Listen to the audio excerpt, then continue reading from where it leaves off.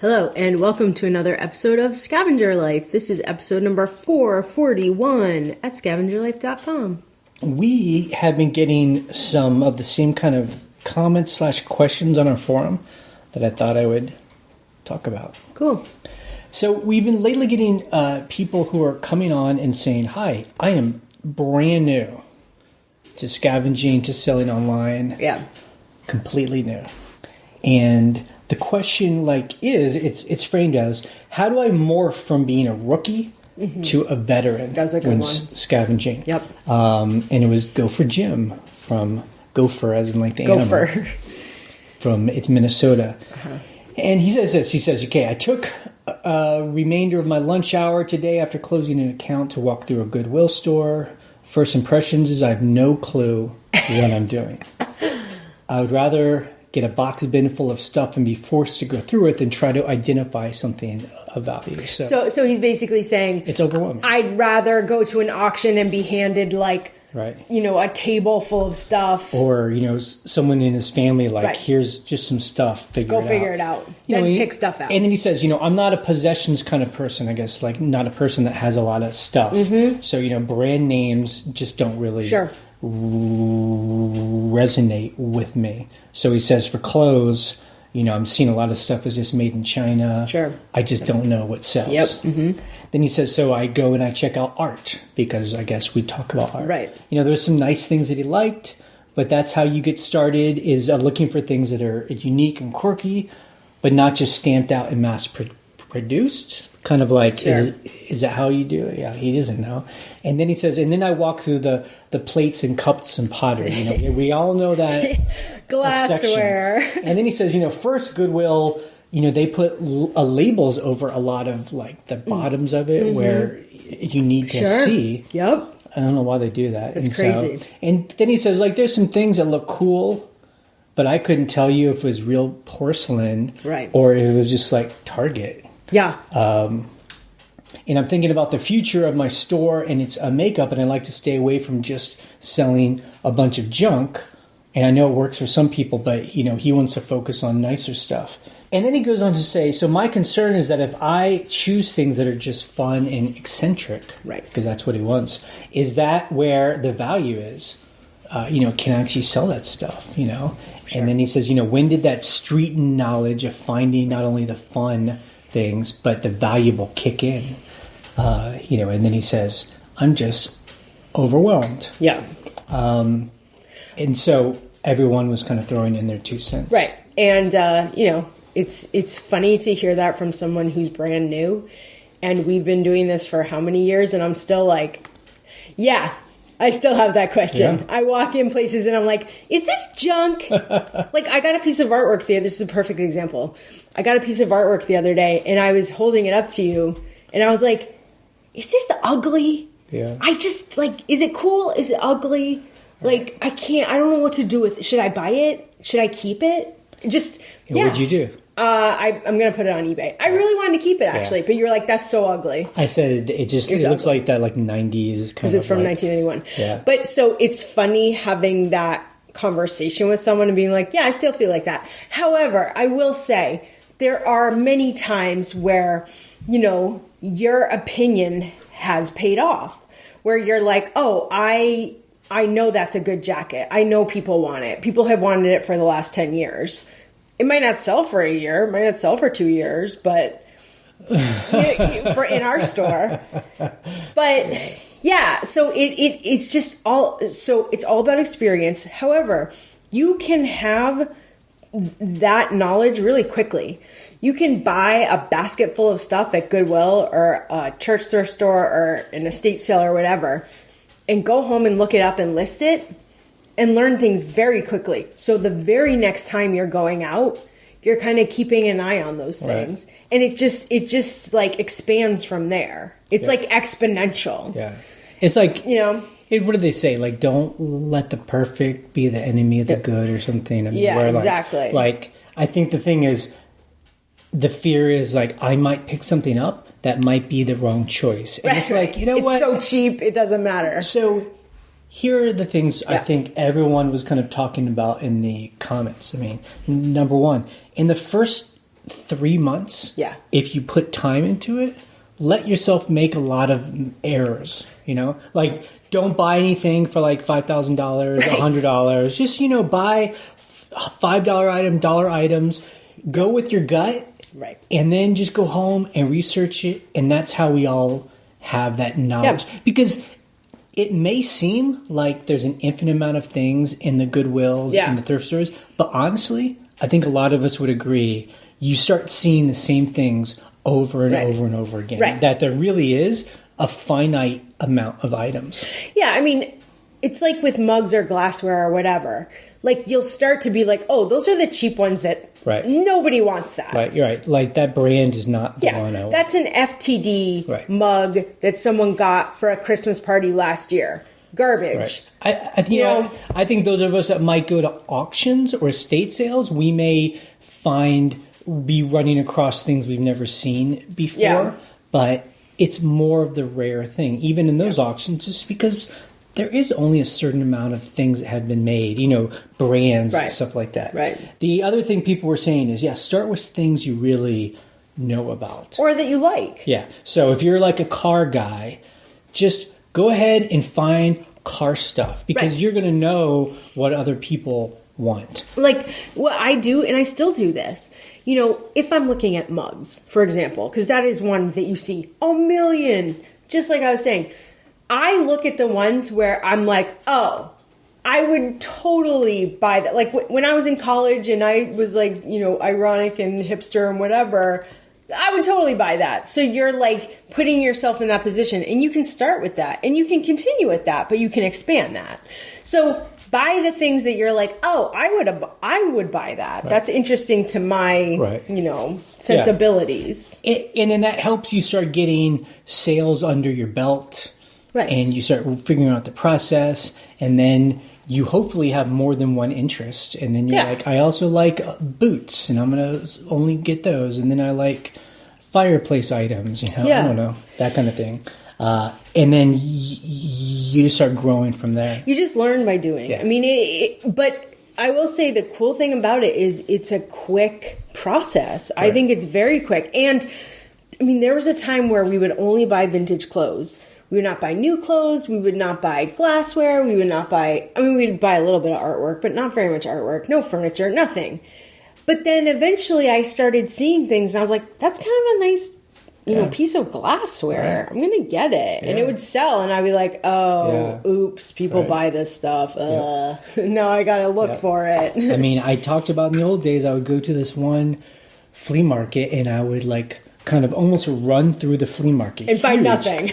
And I would only be looking for like old, vintage shoes and clothes. Yeah. And if I didn't see those, I would just, everything else, it was just like invisible to me. And now I go, I'm just like, oh my God, all this stuff I passed over. All this weird stuff. So the other thing too is that people were advising, it's so true, just start with stuff in your own house. Right. Or in your family's houses. Get that box of stuff. Right. That is just free, basically. Right. And just start researching that. Yeah. And then some of it might go to donation. You're like, this is worth nothing. Or some of it, you're like, oh, this is like $50, Well, because, again, the whole point, it's not just scavenging, because that's the other dangerous thing when people start this. Like, they start it because they love the hunt. They love going to thrift stores. Totally. But the whole purpose of that isn't to sit down to research it and list it. Yep. Sell it, pack it, deal with the customer. And so if you're not dealing with that second half of the process after scavenging, then you're just hoarding stuff in your house. Yeah. We always say, if you're not selling, you're a hoarder. Right. And it's true. You're just shopping and hoarding. Tough love from us. Yeah. And then the other thing is you'll see these people on YouTube that are like, they're specialty people. Like they just sell jeans. Like we had a call a week ago where there's there's someone who says they can put up 100 pairs of jeans in a day. So I guess maybe jeans is that's their deal. Specialty. To me, that would get boring real fast. Yeah. And I think that's the other thing. Start with something you love doing or that sells, but then you'll get bored of that and go to something else. And we got bored of clothes. Yeah. I mean, we got a little bit bored of clothes. I mean, we were like, let's just look around. I mean, I like art and I like furniture and rugs and glassware, kind of. And, you know, we just expanded and we went back to clothes. But that's what I love about this business is you can just be like, here's a weird, quirky thing. I'm going to try that. Yeah. It literally costs 50 cents, you know, like it's not a risky business really. So we have experienced this with people we know, like kind of family, friends who have, they know we sell on eBay. They've asked us for advice. We give them the same exact advice they're talking about. They start doing it and they stop because they realize it's not fun to them. Right. Like, it's fun finding stuff. It's not fun selling stuff. Well, also you know who I'm talking about. Yeah. Well, there's like 5 of those people, but like the other part about it is like you're saying, the fun part is the treasure hunt, right? And then the research can be fun. Oh, this is worth $100, you know. But what's not fun is listing. Dealing with customers can really suck sometimes. Right. I'm dealing with one today that I'm like, oh my God, come on, dude. Packing, shipping, returns. There's all that stuff. But the other hard part is like my sister, for example, she bought, this is years ago, but it's similar. She bought these beautiful silk, like handmade pillowcases, and she found them at Savers, and she's like, they're like $1 each. Savers. And there's like 40. No, there weren't 40 of them. There were like 20 of them. Right. She's like, they're so beautiful. Like, I want to sell them on eBay. But that was the only thing she listed. So you're like, okay, you know, those should sell, whatever. I mean, she's like, they're still on eBay because you're like, you need 500 items. Right. You know, like if this is going to be your side business, your like part-time income, your freelance income or whatever, you can't just stop with that. And that's really hard. You're just like, it's volume. If you just want to put a little things here or there, or you're hand making things and you only have like, you know, 50 items in quantity, it's different. But so that's another hard thing to tell people where you're like, oh, you put 10 things up? Cool. That's like, you got to do 10, 50 times that, you know? And that's just how it is sometimes. Yeah, you know? So that you can't just depend on going to Goodwill one time, getting 20 items, putting those up, and then kind of just waiting. Right. Like, okay, when these sell, then I'll get sell some more, yeah. I mean, I wish that it was like that. I mean, people do that, and that's fine, but that's not really a recipe for, you know. Well, sustainable income. Someone else said that was interesting, and we used to do this too. They were like, also, if you're not someone who's into possessions, like a shopper. Right. Purposely start going to stores that have brands. Right. We would do that when we would go to New York or in a big urban area. Yeah. We would walk into West Elm. Or Burberry or whatever. That's like a home goods store. Yeah, it was kind of fun. We would go into like really high-end like Ferragamo stores. And we would always feel a little uncomfortable because we don't dress like those kind of people. We're not going to buy anything. Those are... They're public stores. Well, you know, it's a private place. It's open to anyone. It's open to the public. And so people would be kind of like, why are you here? Or they wouldn't actually ask us that. But we would just go and see how much things cost. Right. What's for sale, you know? Well, like, for like, look, at first we would be like, why would someone pay me $50 for a pair of used Ferragamos? And then you walk into Ferragamo and you're like, oh, these are $400 shoes. Like, of course they would pay me $50 for something that someone wore like 4 times. Right.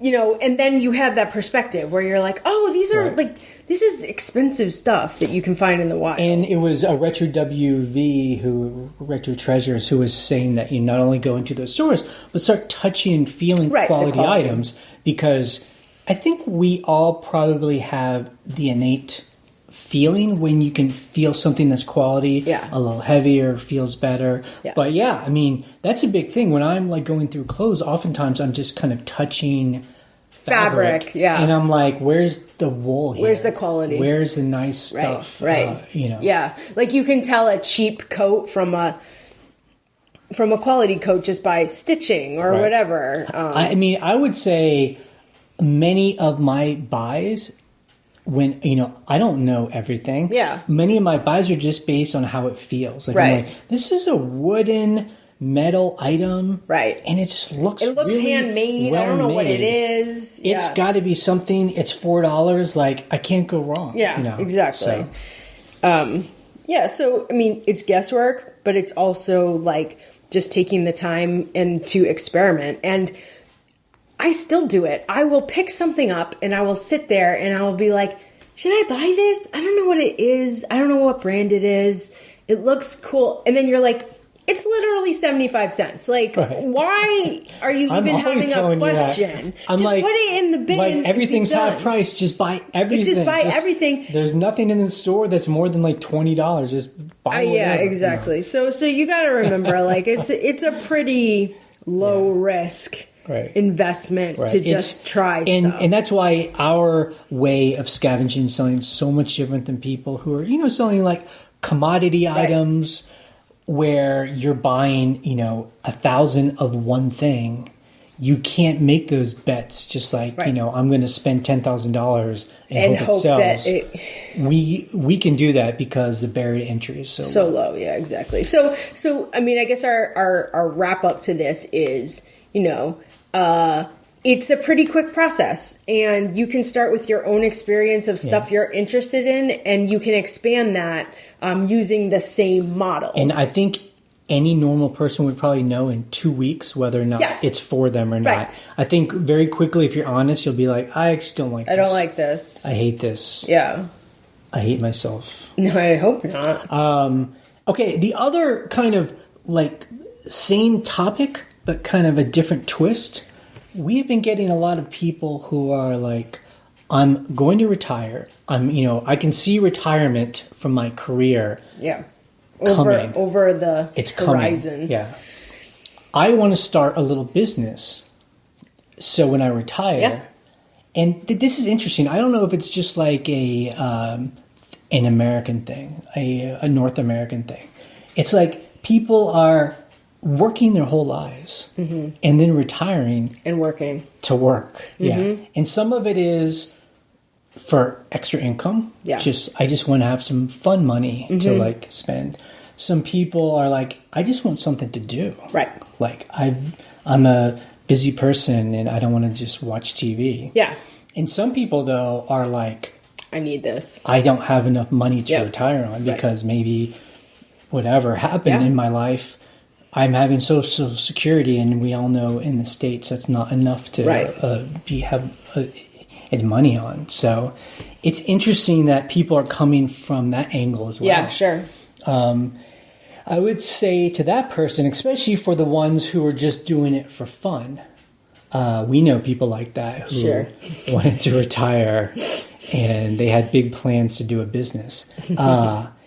If it's not fun, you're not going to want to do this. Because who wants to retire to do a job they don't want to do? A job you hate, where it feels like a sweatshop. Like, look, my mom does not have to work. I wasn't going to say her name. She does not have to work. I know you're not listening to this now, so it doesn't matter. But she is interested in the process. She loves shopping, I'll say that. She loves it. Save us. Save us. They're like, hey, Jenna. Seriously. So yeah, I mean, it's like she does it because it's interesting to her and she likes the process. She does stuff that's fun for her, but I feel like she does overwhelm herself because she thinks she should be doing more. And like in her mind, she sees the business being bigger than it is. And we always remind her, just sell the stuff that's fun to you. What's interesting Tablecloths and fabric, pottery, and just... You don't want to sell heavy men's coats that weigh 10 pounds? Don't buy them anymore. Stop buying them. Well, she has stopped buying them, so... Right. And if you are needing to make money because you have to, like it's a serious thing. Yeah. I mean, it's still... Selling stuff that's fun is still important, too, because you want to spend the rest, the end of your life just like... Not in drudgery. Right. Like... Yeah, so look, everybody needs to make sure it's interesting to them. Have fun all the time. I mean, or else you don't want to do it. I mean, that's why we stopped selling clothes for a while, because we were just like, I can't deal with the drudgery of men's dress shirts. Like, I just... or whatever we were. Men's dress shoes with tassels. I was like, ugh. But once you get a helper, you're like, here's a bin of dress tassel shoes. And they're like, cool, great, whatever. Like, they don't care.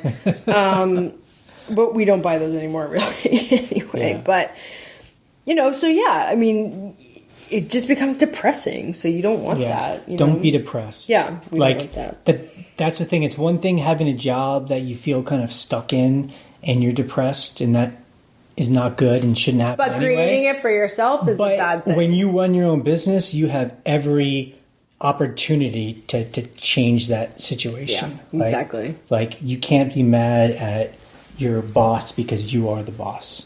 Okay, this week on eBay specifically for us, so I had a couple of questions to you, Ryan. Oh, yes, I'd love to answer your questions. To the outer world. So we are working on our inventory, building a system. I mean, it's going to take us a while, but we have a system now and it's working. Yep. My question is this. So we have bins, plastic bins on shelves. Yep. And they have a number on them, and now when we get stuff and our helper takes pictures of them, all that stuff, she may take pictures of 20 things, they don't fit all in one bin. Yeah. So we can't just take one bin because it doesn't have enough room. Right. How are people doing that? I have no idea how other people are doing it. Because, I don't want to be like, well, let's spend the day taking stuff out of bin B and putting them all in bin A and then having to relabel everything. Or do you take down 4 bins that have 25% room and tell our helper, put 3 things here, 4 things there. That's how you do it. So how I was doing it the other day when I had a bunch of stuff, I was like, here's 2 or 3 bins. And I placed what I wanted in front of each one. Got it. Here's bin number 1, say. Right. These items, do that one. Move on to the next set. It's this. Right. Now, there were some delicate things where we had a shelf of delicates, and I was like, these go on shelf. It was called 1C. Right. So this is 1C. I had a set of stuff that she had listed before we had that delicate shelf, that labeled delicates shelf. It was a basket of 6 things. So what I did in that case, which I think is what we're going to do for things that just go on shelves, I had this basket and I went through the listings. I grabbed the laptop. We have an eBay laptop, brought it down to the storage building, and I was like, okay, these are smoky glass bowls. Looked it up, smoky glass bowls. Okay, this is shelf 1C. Right. Put it on the shelf. This is shelf 1C. I understand that. So, do you though? I do understand you, but we're kind of drifting away from my question. So in the future, though, it won't make sense for me to bring a bin all the way from our building all the way upstairs to the office and set it down. I feel like in the future... Okay, so so what you would do is you would go find a bin that has room. Right. And then you would write that bin number down on a good-sized piece of paper. Bin 007. Great. Hey, helper, these 10 little random tchotchke things, bin 007. Got it. She keeps that together. When we put stuff away, we're like, put it in that bin. Right. How else would you do it? No. I mean, that makes sense. I love to talk about things that make sense. And I think what we need to be adamant about is literally everything needs a number. Right. We cannot do it where we're like, oh, this other random thing, I actually have no idea where that is. No, everything must have a number. Right. Because at this point, we sold some stuff yesterday and a bunch of it is not in inventoried bins. Yet.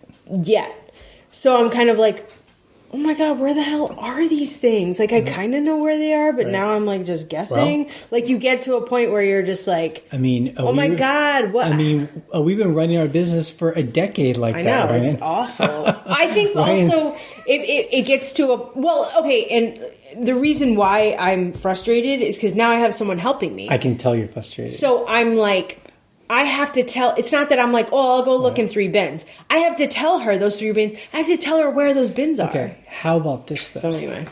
Okay. Calm down. Take a breath. When we actually have a fully labeled inventory. Yeah.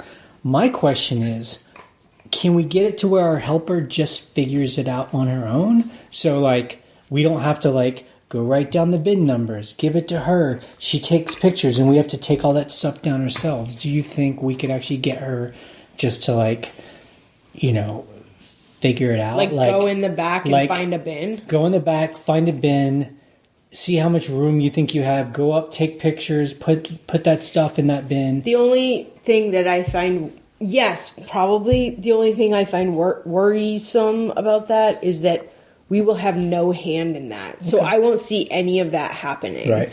So that's not necessarily good because you're like, I bought it and then I never saw it again. So it might be good to have that point where we take stuff and actually put it in the bin, so we're actually doing little spot checks. Yeah, I think spot checks aren't a bad thing. Okay. Because there was one thing where I did a spot check on some bins that she inventoried and she had actually named one of them wrong. And it was okay because there was kind of a backup system where, you know, we don't start the numbers again on a different shelf. So it was like bin 18. Right. She had just put it on the wrong shelf. You know, it was shelf C, and she had written shelf B. But yeah, we do need to catch that, or else. Yeah, so I was like, over 8,000 items, that stuff will build up. Yeah, exactly. Cool. So, but yeah, I don't have a perfect answer for that because you're right. It's sort of like, how do we do this when you're like, here's 10 random items that have nothing to do with one another, and are they all going in a bin? Yeah, no. Yeah. No.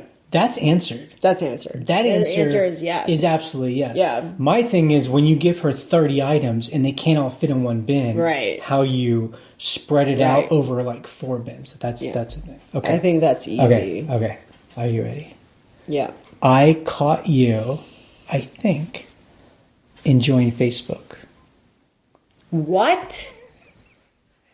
I think Facebook. It was like one evening because we've been fooling around with Facebook Marketplace. We have like a porch of just kind of random furniture that we thought we were going to use. We're not. We're just trying to get rid of it. Like, we don't really care about the price at this point. Yeah. But I feel like I saw you kind of like getting into Facebook. Is that true? I think you're hallucinating right. and on drugs. Okay. It could be. So true. what was it you saw me on a different Facebook page? Yeah, just like looking, because neither of us are on Facebook personally, so it doesn't matter. It's not a bad thing. I might. So when people message you, you can click on their profile to be like, is this a real person, or does it? Do they live nearby? What kind of music do they like? Like, is someone messaging me from California? Like, this doesn't make any sense. What's their favorite music? I was probably that. Yeah. The other thing I might have been doing was I was kind of trying to research how to ship on Facebook. Mm-hmm.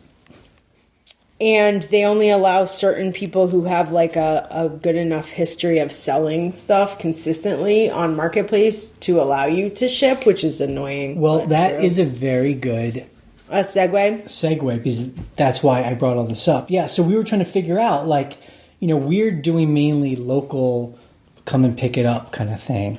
And we were wondering, can we sell this stuff and ship it? And for some of the smaller things. As Brian from Grandma Treasure says, that what he does is that he just gives people like a link, like a PayPal link, a PayPal goods and services link. Huh. Oh. And so he says that protects both people. And it'll give you a shipping address. Right. Because, maybe I'll do that. Because I guess the PayPal link, you put tracking in.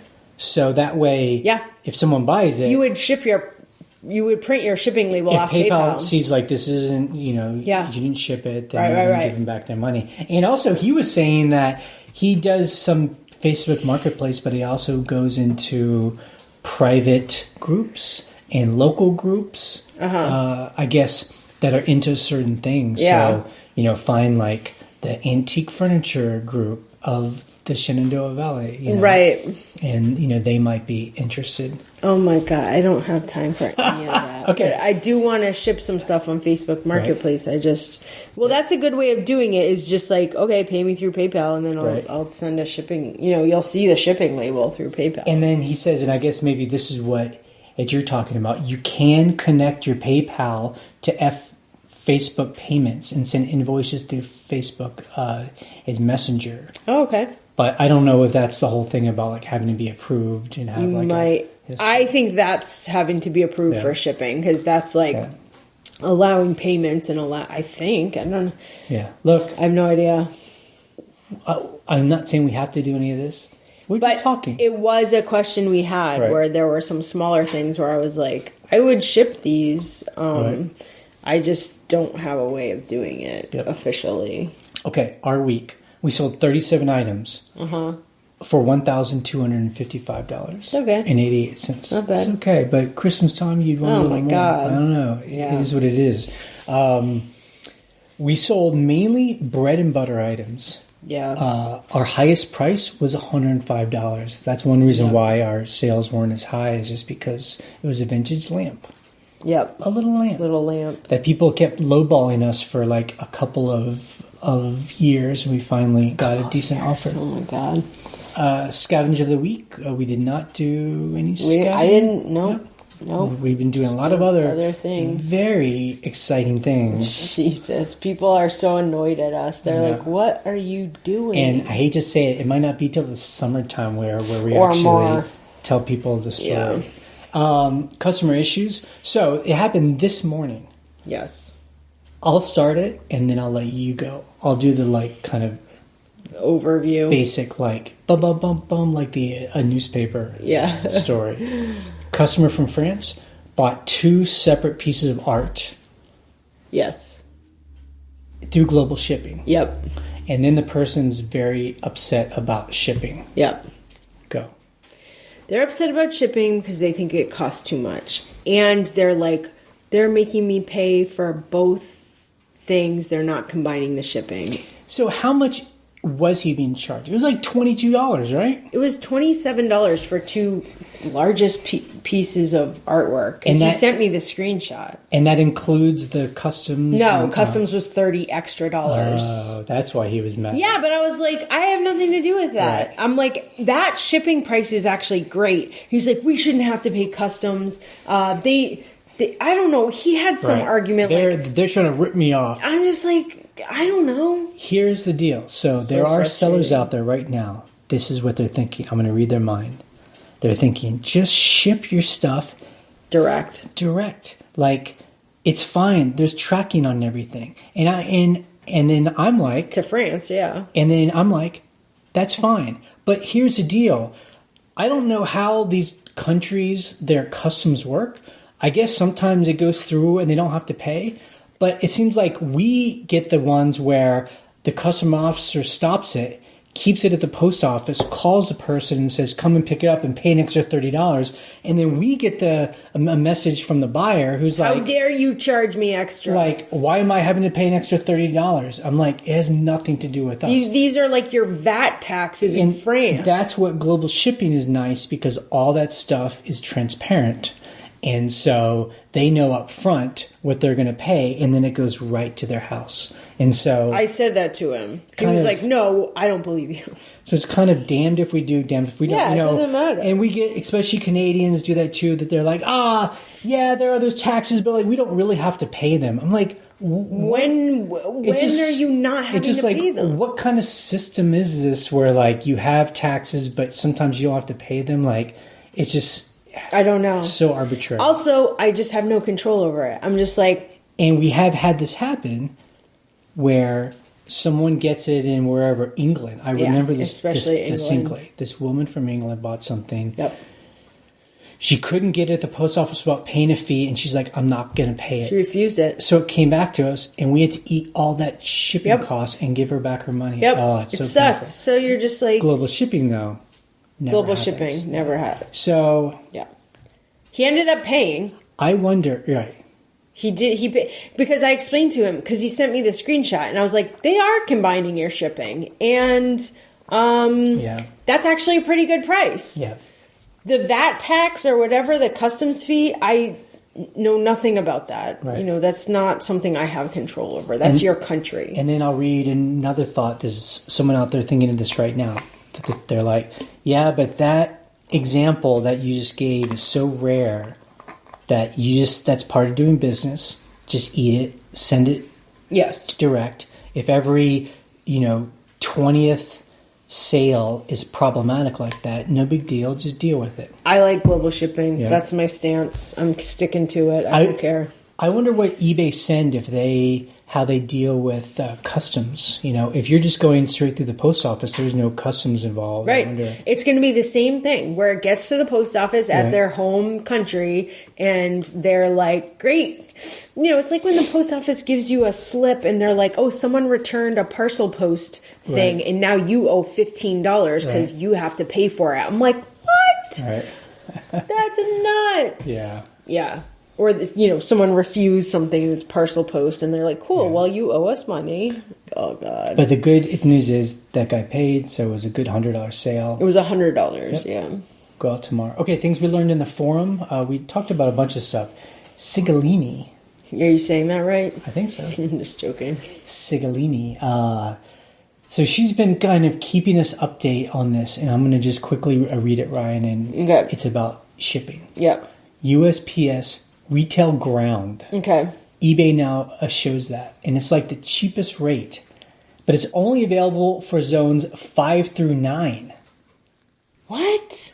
And you can only buy retail ground at the post office. Right. So even though it shows it as an option on eBay, you can't actually print it out on eBay. It's so ridiculous. But she says eBay does not exclude zones 1 through 4.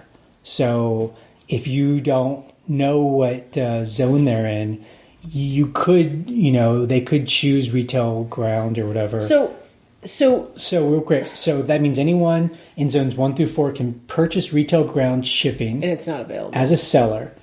But we don't get those rates. So you have to then buy the more expensive shipping.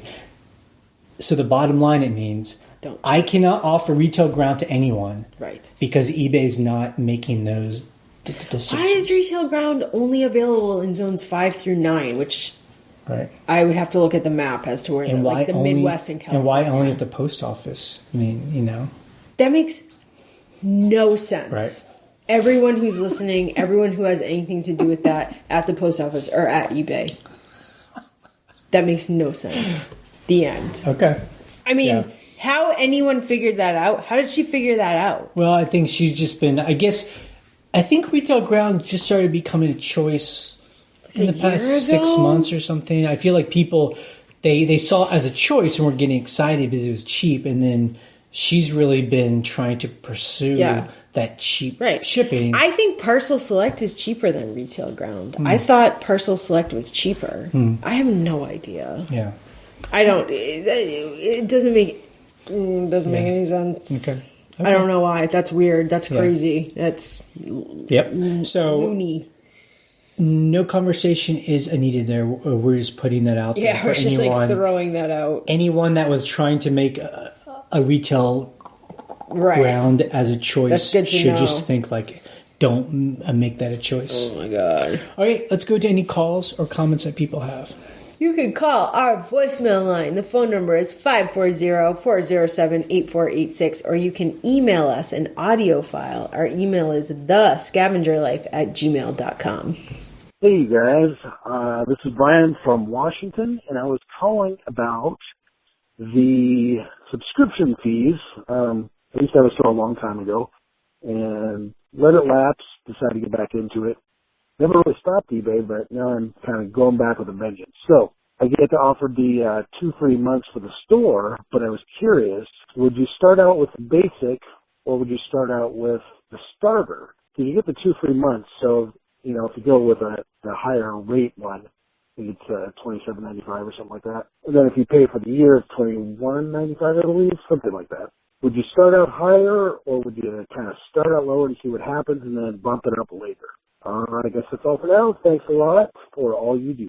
Take care. Bye. Okay. I think you're kind of answering your own question in a way. I mean, really, it all just depends on what your goal is.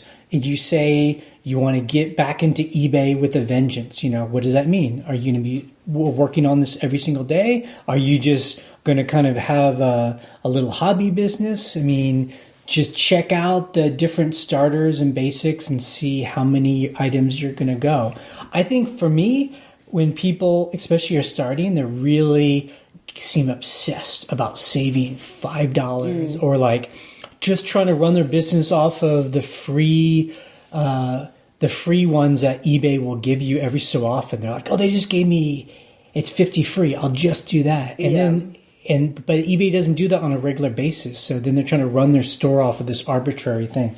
Just for me, if we decided we weren't doing, we were just starting brand new, we were like, this is going to be our thing. Just be like, this is my business. Right. I'm just going to go ahead and spend, I forgot how much a starter store is or basic, $20 a month. Let's do this. And then I'm going to put the work in to make it happen.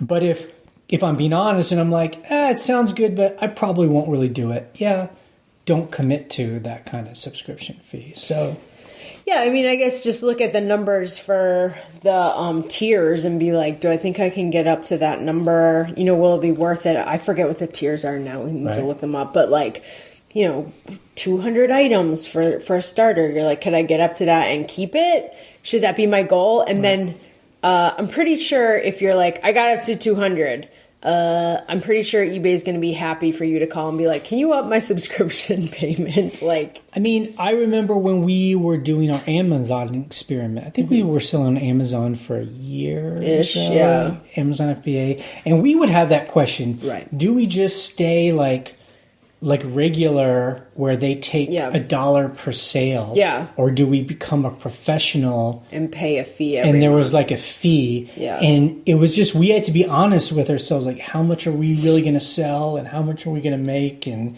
we finally just said, yeah, we're not doing this anymore. So let's just get out of it. We just stopped, but so yeah. It is about just, it's a good question, but it all depends. How's that? It all depends, right? It all depends. It just, it depends on how much you think you're going to get up to or what are you willing to work towards. Yeah. Yeah, because you don't want to pay for a huge store and you're like, I can't make that number, so I'm paying for all these extra listings. Right. So yeah, I mean, just be honest with yourself, like how much do you think? And then, like I said, I'm pretty sure they're happy to just be like, okay, I want to up my store. Like, I think even if you pay for the year subscription and you pay like a little bit cheaper rate, I think at any time you can say, okay, next month I need like a higher tier.